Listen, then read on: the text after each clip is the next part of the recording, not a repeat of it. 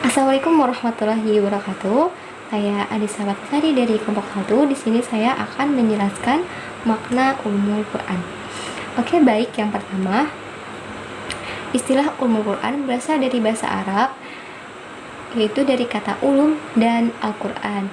Makna ulum sendiri secara etimologi yaitu merupakan bentuk jamak dari ilmu.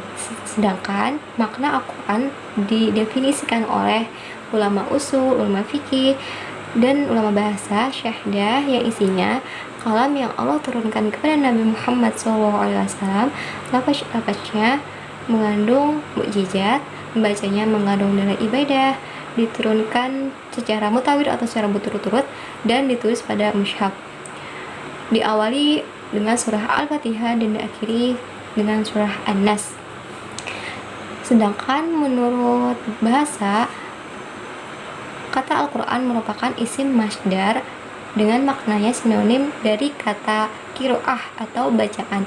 Kata Al-Quran dengan arti kiroah ini sudah dijelaskan dalam surah Al-Qiyamah ayat 17-18, yaitu Inna alaina jamahu wa qur'anahu fa idza qara'nahu fattabi' qur'anahu, yang artinya sesungguhnya atas tanggungan kamilah mengumpulkannya di dadamu dan membuatmu pandai membacanya. Apabila kami telah selesai membacanya, maka ikutilah bacaan itu. Quran surah Al-Qiyamah juz 29 ayat 17-18. Adapun makna Al-Quran secara istilah, menurut ahli ilmu kalam atau teologi Islam berpendapat bahwa Al-Quran adalah kalimat-kalimat maha bijaksana yang azali atau kekal, yang tersusun atas huruf-huruf lafziyah, dijihniyah, dan ruhiyah. Adapun secara terminologi, ulumul Quran menurut makna Al-Khatan yaitu ilmu yang mencakup pembahasan-pembahasan yang berhubungan dengan Al-Quran dari segi sebab diturunkannya, pengumpulan dan urutan-urutannya, pengetahuan tentang ayat-ayat Makkiyah dan Madaniyah, nasyik dan mansyuk, mahkam, mutasyabih, dan hal-hal yang berkaitan dengan Al-Quran. Oke, jadi dapat disimpulkan bahwa ulumul Quran memiliki posisi atau kedudukan yang sangat penting untuk memahami isi kandungan dalam Al-Quran. Jadi dapat dikatakan bahwa langkah utama atau langkah awal untuk memahami Al-Quran yaitu dengan mempelajari dan memahami ulumul Quran terlebih dahulu, sehingga dengan mempelajari dan memahami ulumul Quran kita dapat memahami isi atau kandungan yang ada di dalam Al-Quran lebih baik lagi. Karena di dalam ulumul Quran kita belajar tentang ilmu yang mencakup pembahasan tentang Al-Quran, baik itu dari segi kapan diturunkannya, susunannya, pengumpulannya, sebab akibatnya, dan lain-lain.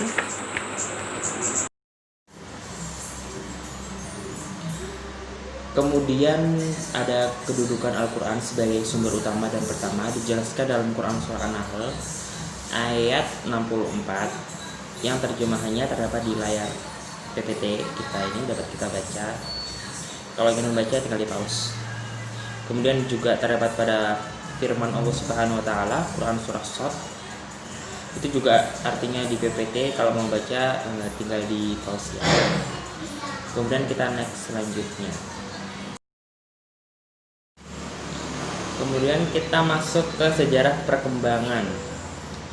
Pada masa Rasulullah SAW hingga masa kekhalifahan Abu Bakar pada tahun 12 Hijriah sampai 13 Hijriah dan Umar 12 Hijriah sampai 23 Hijriah, ilmu Al-Quran masih diriwayatkan secara lisan.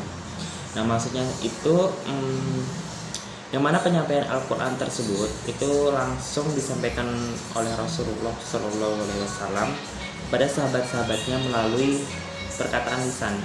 Yang mana pada zaman dahulu itu para sahabat maupun Rasulullah SAW itu memiliki keistimewaan ibaratnya.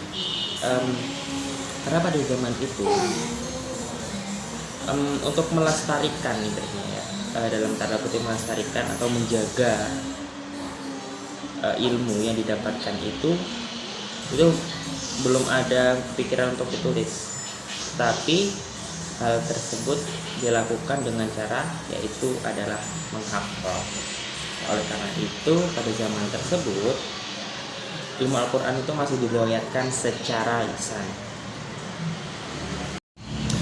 Kemudian ketika zaman kekhalifahan Utsman, di mana orang Arab mulai bergaul dengan orang-orang non-Arab, pada saat itu Utsman memerintahkan supaya kaum muslimin berpegangan pada mushaf induk dan membakar mushaf lainnya yang mengirimkan mushaf kepada beberapa daerah sebagai pegangan.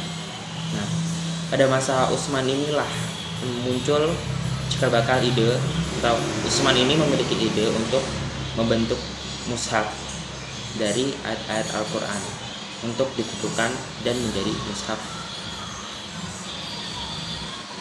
Nah, kemudian maksud di sini berpegangan pada mushaf induk dan membakar mushaf lainnya yang mengirimkan mushaf kepada beberapa daerah sebagai pegangan itu adalah yang mana Utsman ini memerintahkan agar membakar atau mencuci mushaf lainnya yang mana mushaf itu berselisih dari mushaf induk. Mushaf induk itu apa? Mushaf induknya itu ya mushaf pada masa Utsman itu. Jadi mushaf tersebut itulah yang dinamakan mushaf induk. Terus yang kan ini di sini jelaskan mengirimkan mushaf kepada beberapa daerah sebagai bagaimana. Sebenarnya ini kan mushaf itu ada pendapat itu dibagi menjadi 4 atau 5 daerah itu ya. Nah, dalam pembagiannya itu ada yang ke Mekah, ke Syam dan lain-lain. Nah, dan ada satu lagi dipegang asli yang dipegang oleh Utsmannya sendiri. Nah, yang dipegang oleh Utsmannya sendiri itu yang namanya mushaf induk. Nah, yang mushaf yang diajarkan kepada Mekah, kepada di kota Syam dan lain-lain itulah yang disuruh Utsman untuk membakarnya pada saat mushaf tersebut memiliki kesalahan dalam penulisan, misalnya di dalam ayatnya tersebut hilang dan lain-lain.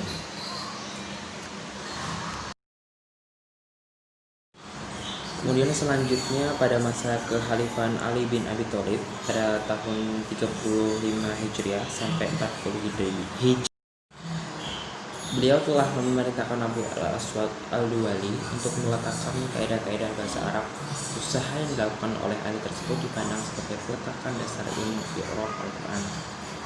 Nah, pada masa inilah Abu al-Aswad itu meletakkan kaidah-kaidah bahasa Arab, kemana hal tersebut dilakukan karena dari perintah dari Ali bin Abi Thalib. Kemudian yang dimaksud dari ilmu i'rab Al-Quran itu adalah ilmu yang membahas kedudukan setiap kata, setiap kata dari suatu kalimat. Nah, hal itu ditujukan untuk mengetahui makna atau arti dari ayat tersebut. Kemudian pada abad ketiga Hijriah, upaya pembukuan ulumul Quran mulai dilakukan. Namun pada masa ini perhatian ulama lebih banyak terfokus pada tafsir. Di antara ulama tafsir pada masa ini adalah Sufyan Tsauri, Sufyan bin Uyainah dan lain-lain. Kemudian tokoh-tokoh yang berjasa dalam menyebarkan ulumul Quran melalui periwayatan, yang pertama ada Khulafa al-Rasyidin, Ibnu Abbas, Ibnu Mas'ud, Zaid bin Thabit, Ubay bin Ka'ab, Abu Musa al-Asy'ari dan Abdullah bin Zubair. Mereka itu dari golongan sahabat. Kemudian ada Mujahid, Atta, Takrimah, Qatadah, Hasan Basri, Sa'id bin Jubair dan Zaid bin Aslam. Mereka golongan tabi'in di Madinah. Kemudian yang ketiga ada Malik bin Anas dari golongan tabi'in dan tabi'in. Beliau memperoleh ilmunya dari Zaid bin Aslam. Ya, selanjutnya pada abad keempat Hijriah lahir beberapa kitab ulum Al-Quran seperti Ajaib Ulum Al-Quran karya Abu Bakar Muhammad bin Al-Qasim Al-Anbari. Dalam kitab beliau dibahas tentang kelebihan dan kemuliaan Al-Quran, turunnya Al-Quran dalam segi huruf, penulisan mushaf, jumlah surah, ayat dan kata dalam Al-Quran. Pada abad kelima muncullah Ali bin Ibrahim bin Said Al-Hufi yang menghimpun bagian-bagian dari ulum Al-Quran dalam karyanya Al-Burhan fi Ulum Al-Quran. Beliau membahas Al-Quran menurut suruh dalam mushaf. Selanjutnya beliau menguraikannya berdasarkan tinjauan Al-Nahwu dan Al-Lughah. Kemudian mensyarahnya dengan tafsir Bi Al-Masur dan tafsir Bi Al-Ma'qul. Selanjutnya pada abad ke-6, Bin Al-Jauzi menyusun kitab Funun Al-Afinan fi Ulum Al-Quran dan kitab Al-Mujtaba fi Ulum Tata Alaq Bi Al-Quran. Lalu pada abad ke-7 Hijriah dengan kitabnya berjudul Jamal Al-Qurra wa Kamal Al-Iqra. Kemudian Abu Syamah menyusun kitab Al-Mursyid Al-Wajid fi ma yata'allaq bi Al-Quran Al-Aziz. Pada abad ke-8 Al-Jarkashi menyusun kitab Al-Burhan fi Ulum Al-Quran. Abad yang ke-9 Hijriah Jalal Al-Din Al-Bukhni menyusun kitab Makawi Al-Ulum fi Makawi Al-Nujum. Terakhir, penghujung abad ke-13 Hijriah sampai saat ini perhatian ulama terhadap ulum Al-Quran bangkit kembali karena sekarang pengkajian Al-Quran tidak hanya sebatas cabang-cabang ulum Al-Quran saja, tapi sudah berkembang, misalnya penerjemah Al-Quran dalam bahasa asing. Selanjutnya, ruang lingkup pembahasan ulum Al-Quran. Ruang lingkup pembahasan ulum Al-Quran akan selalu berkembang dengan begitu cakupan kajian juga yang sangat luas. Cakupan pembahasan ulum Al-Quran yang telah ada meliputi Al-Quran itu sendiri, penanamannya, akar katanya, pengertian, penanaman dan sifatnya, perbedaan dengan hadis qudsi.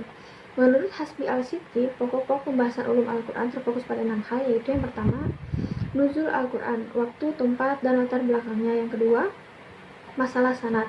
Apakah periwayatan itu disampaikan melalui jalur sanad yang mutawatir, ahad, syadz, rupa-rupa, qiraat Nabi, para perawi, hufaz, dan cara menyikapinya.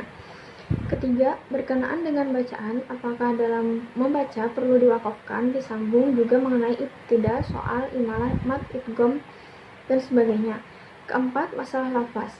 Apakah lafaz ya ayat yang gharib, mu'arab, majaz, mustarak, mutaradif, isti'arah, dan tasbih.